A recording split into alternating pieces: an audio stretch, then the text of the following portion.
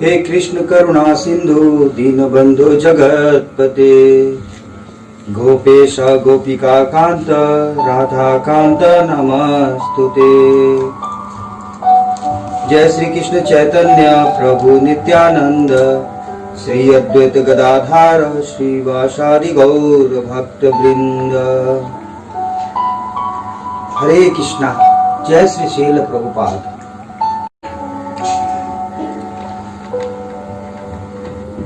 मनुष्य के जीवन में वासना का होना स्वाभाविक है, क्योंकि यह जो हमें देह मिला है वह अपूर्ण है। पूर्ण देह तो भगवान को प्राप्ति होती है, और अपूर्ण देह में वासना का होना स्वाभाविक है, प्राकृतिक है। तो हमारे भी शरीर में वासना का राज्य अखंड है। वासना का कहीं भी विराम नहीं होता है।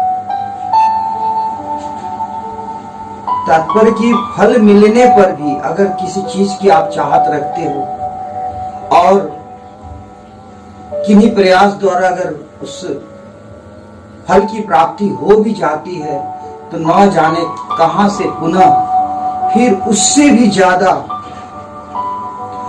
प्रबल स्तर का वासना हमारे अंदर उत्पन्न हो जाता है। नई वासनाएं पनप जाती है।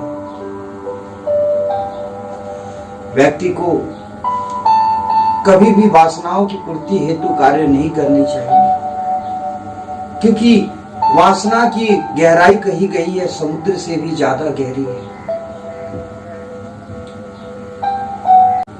वासना जब प्रबलता की तरफ पहुंचती है और हम इसे पूर्ण करने में सफल हो भी जाते हैं तो भी यह दब जाती है, और दब करके पुनः यह उत्तेजित हो जाती है और जाग जाती है। कण्व वंश के मुकुट कहलाए जाने वाले सौभरी मुनि की कथा भी कुछ इसी विषय पर से संबंध रखती है। सौभरी ऋषि जो कि बचपन से ही जगत के प्रपंचों से दूर थे, सदा उनके हृदय में वैराग्य था संसारिक प्रपंचों से, क्योंकि वे जानते थे कि यह माया का जगत है और इसमें जो एक बार लिप्त हुआ उसका जीवन यूं ही समाप्त हो जाता है। इस हेतु वे घर को त्याग करके और भगवान की तपस्या में लीन होना चाहते थे। जब वे युवक हो गए हैं तो उनके माता पिता ने उनसे अनुग्रह किया है और उन्हें कहा है कि तुम इस तरह से नीरस जीवन यापन करोगे तो कैसे चलेगा। निश्चित ही तुम्हें विवाह कर लेनी चाहिए ताकि तुम्हें भरा पूरा परिवार मिलेगा और उनकी जिम्मेदारी आएगी और उनका स्नेह तुम्हें प्राप्ति होएगा, तो निश्चित ही तुम्हारे जीवन में रस आ जाएगा। किंतु सौभरी तो संपूर्णतः वैराग्य ग्रस्त थे। वे माता पिता की बातों को सुन करके भी अनसुना कर दिए हैं, किंतु हृदय में उनके भी उथल पुथल होने लग जाती है माता पिता के वचन को सुन करके, और अंत में वे सोचते हैं कि आत्मनस्तु काम आया सर्व प्रियम भवती। मेरे हिसाब से संत गुरुओं ने तो यही कहा है कि आत्म कल्याण हेतु ही कार्य करना चाहिए।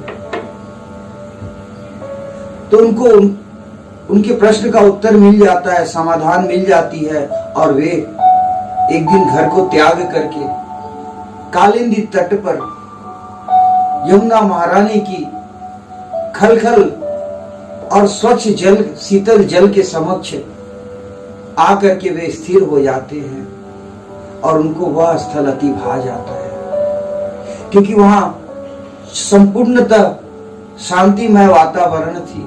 चारों तरफ वृक्ष लताएं हरियाली लिए हुए उस वातावरण को और भी मुग्ध और आकर्षणीय बनाए जा रही थी। तो सौभरी ऋषि भी उसी स्थल को अपने हेतु, तपस्या करने हेतु उचित समझ करके वहीं अपनी डेरा डाल देते हैं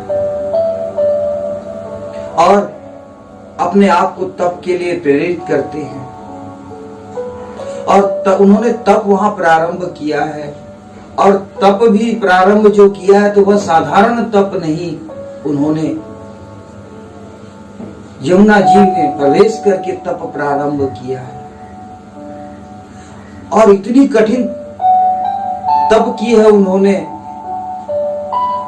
कि भादव मास की बाढ़ का असर, यमुना जी में आई हुई बाढ़ के तेज प्रवाह का असर भी उनके ऊपर नहीं पड़ता है। तत्पश्चात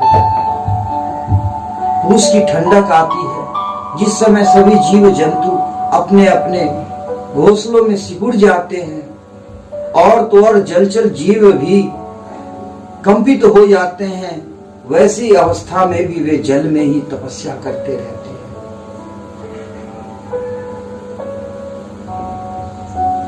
ऐसी कठिन तपस्या कि उसको देख करके स्वयं देवता भी अचंभित रह जाए। किंतु कहते हैं ना कि तप से हमारे शरीर की अग्नि शांत होती है, क्योंकि अग्नि से ही अग्नि शांत होती है। और तप में तो वह फल है कि व्यक्ति अपने इंद्रियों को भी तपा सकता है इस तप की अग्नि से, अपने चंचल मन को भी शांत कर सकता है। किंतु यह तभी संभव हो पाता है जब उसके अंदर पूर्णतः कृष्णमय भावना जागृत हो। क्योंकि वासनाओं को लेकर के आप कितनी भी तपस्या कर लो, किंतु वह वासना आपका पीछा नहीं छोड़ता है। क्योंकि वस्तु के पाने की आशा में जो व्यक्ति आनंद का अनुभव करता है, उस हेतु वह सदैव प्रयास करते रहता है उस आनंद को प्राप्ति करने के लिए। तो सौभरी ऋषि भी एक दिन विचार करने लग जाते हैं कि कैसा जीवन मैं नीरसमय जीवन व्यतीत कर रहा हूं। क्योंकि तप करते करते उनकी आयु वृद्धोमय हो गई है। एक दिन उन्होंने यमुना जी के जल में ही मछलियों को विहार करते देखा। उस मछली के सुंदर परिवार को देखा कि मछली को किस प्रकार से उसके बच्चे उसे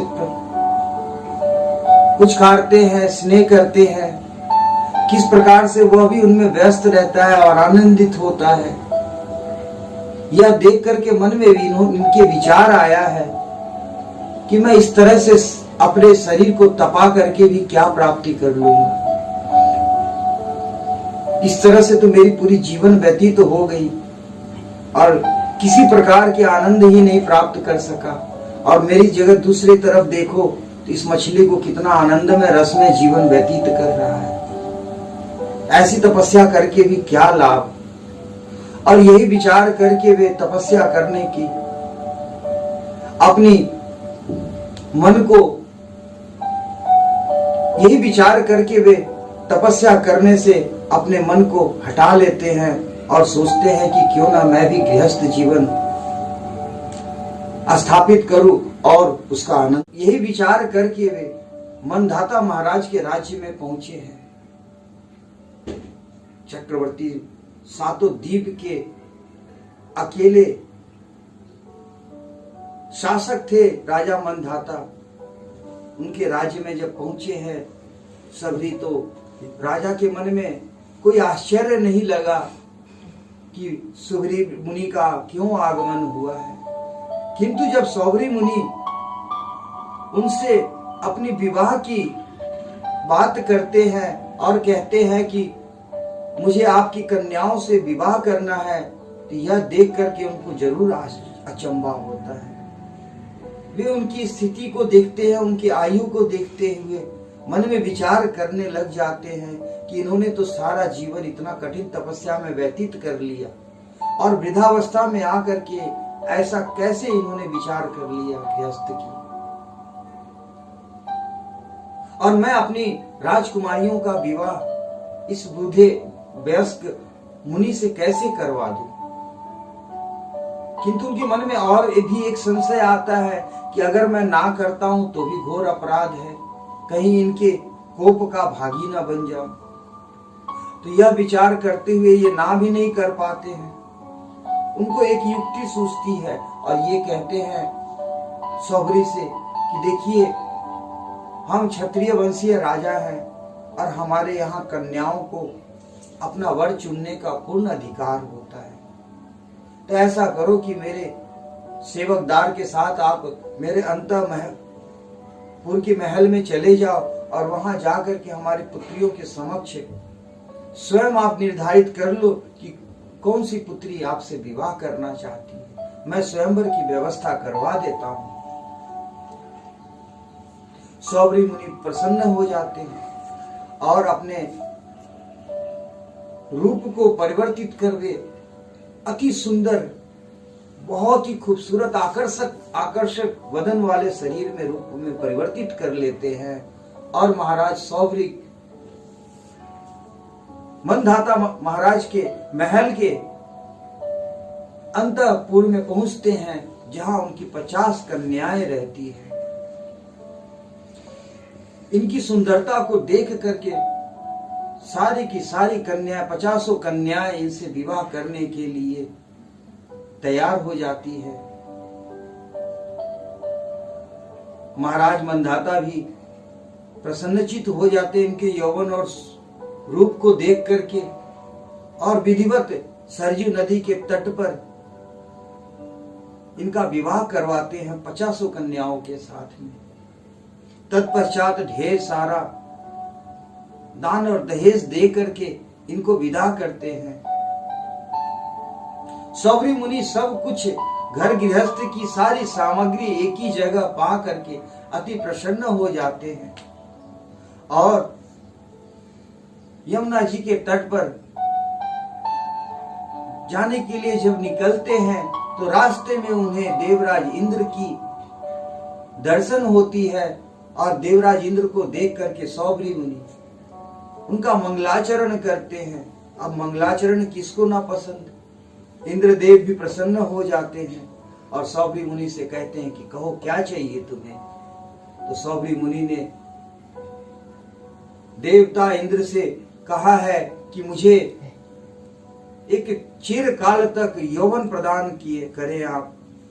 मुझे इस प्रकार का बल दे कि मैं अपनी 50 पत्नियों को संतुष्ट रख सकूं, खुश रख सकूं, मैं अपना मन चाहा रूप धारण कर सकूं, और मेरे रहने के लिए एक सुंदर महल की व्यवस्था की जाए और उसमें सभी घर गृहस्थ की सामग्रियों का व्यवस्था आप करवा दे। इंद्रदेव प्रसन्न होकर के उनको सब कुछ प्रदान कर देते हैं। अब ये सौभरी मुनि ये सब पा करके प्रसन्नचित हो अपना गृहस्थ यापन करना प्रारंभ करते हैं। और देखते ही देखते कुछ ही वर्षों में 50 पत्नियों से, हर एक पत्नियों से 100 पुत्र की प्राप्ति होती है। और इस तरह इनके 5000 पुत्र हो जाते हैं। बड़ा सुखमय परिवार, बड़ा खुशहाल परिवार, हर प्रकार की सुख सुविधाएं उनके परिवार में। सौभरी मुनि इन सब वस्तुओं को प्राप्ति करके शुरुआत में तो काफी प्रसन्नचित रहे हैं, परंतु कहते हैं ना कि किसी वस्तु को पाने की आशा में जो आनंद आता है वह उसकी प्राप्ति हो जाने के पश्चात नहीं रह जाती। क्योंकि किसी वस्तु को पाने के लिए आदमी बेचैन रहता है, उसके अंदर बेचैनी बनी रहती है और सदैव वह चेष्टा करते रहता है उसको प्राप्ति करने की। वह सदैव उस चीज की ही कल्पना करते रहता है। अब यही अगर भगवत प्राप्ति की अगर कामना कर ली जाए, यह वासना अगर भगवान को पाने में लगा दिया जाए, अपनी सारी चेष्टाएं, अपने सारे प्रयास को भगवत प्राप्ति में लगा दिया जाए तो मानव जीवन का कल्याण हो जाता है, उसका आत्म कल्याण हो जाता है। किंतु यहां तो सौभरी मुनि ने कुछ विषय, अलग ही विषय की कामना की थी। और भगवान श्री कृष्ण भागवत गीता में कहते हैं कि असह्यात्मना योगो दुष्प्रापयति में मति ही। आदमी को सदैव यह प्रयास करनी चाहिए कि किस प्रकार हमारा आत्म कल्याण हो, कि अग्नि में जैसे जैसे घी की आहुति दी जाती है वैसे ही अग्नि और प्रज्वल हो जाती है। उसी प्रकार से इंद्रिय विषय के बारे में जितना सोचते हैं हम, उतना ही हमारी इंद्रिय और सक्रिय हो जाती है। बहुत ही सुंदर एक कहावत है कि भटक रहियो संसार में कर कर भ्रष्टाचार, भव सागर से जीव यह कैसे पावे पार। तन बल धन बल बुद्धि बल सारे न एक हूं काम, एक बार मुख से कहो हरे कृष्ण हरे राम। तो भगवत प्राप्ति करने का एकमात्र एक ही उपाय है, भगवान की भक्ति करो। तो राजा सौभरी का भी मन जब इस चीज से उठ गया और उन्हें ज्ञान भाति हो गया है कि इंद्रियों की कभी तृप्ति नहीं हो सकती, तो वो अफसोस करने लग गए हैं मन ही मन।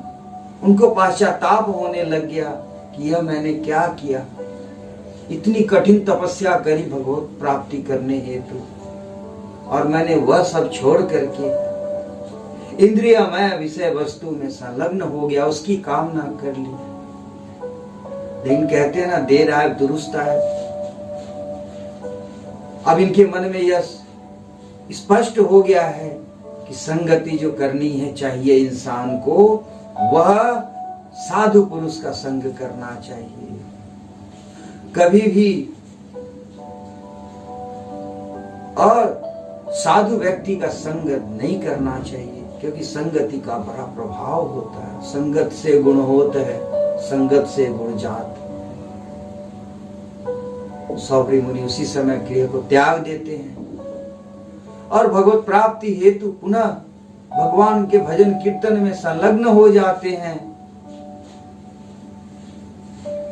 उनको देख करके उनकी 50 पत्नियां भी उनके साथ में भगवान के भजन कीर्तन में संलग्न हो जाती है, भगवान की तपस्या में लीन हो जाते हैं, और इस प्रकार से भगवत प्राप्ति होती है। तो इसलिए संगति करना है तो वैष्णव, श्रेष्ठ वैष्णव जनों का संग करो। प्रभुपाद जी इतने दिव्य दिव्य पुस्तकों का अनुवाद करके गए हैं, उसका अध्ययन करो, भगवान के पवित्र नाम का संकीर्तन करो। कभी भी असाधु व्यक्ति का संग न करो, अन्यथा आपका ही पतन हो सकता है।